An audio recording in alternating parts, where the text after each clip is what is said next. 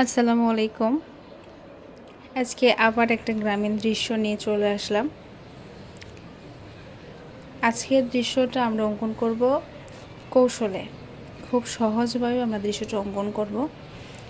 তার জন্য প্রথমে আমরা খাতার মাঝ বরাবর দুইটা দাগ টেনে নিয়েছি, মাঝখানে স্কেল রেখে।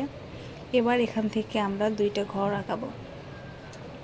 আমরা এভাবে দাগ না টেনে দুইটা ঘর আঁকাতে পারতাম, কিন্তু যদি আমরা এভাবে দুইটা দাগ টেনে নেই তাহলে দুইটা ঘর খুব সহজে আঁকা যাবে।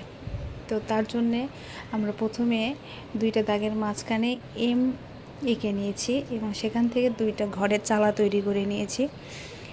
এবার দুইটা ঘর আঁকা হয়ে গেলে আমরা ঘরের দরজার জানালাগুলো এঁকে নেব।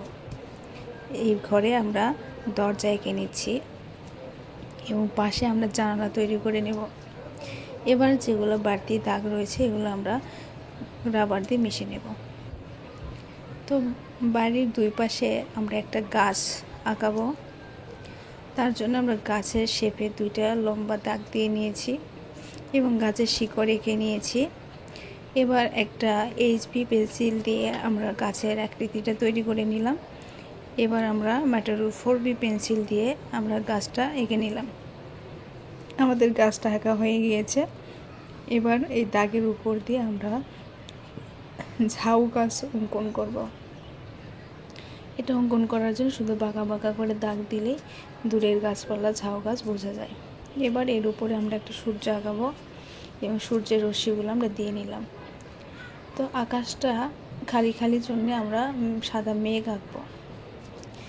এভাবে আমরা যেভাবে গাছ এঁকেছি ওইভাবে শুধু বড় বড়কে ঢেউ দিলেই কিন্তু আমাদের আকাশটা বোঝা যাবে, মেঘটা বোঝা যাবে।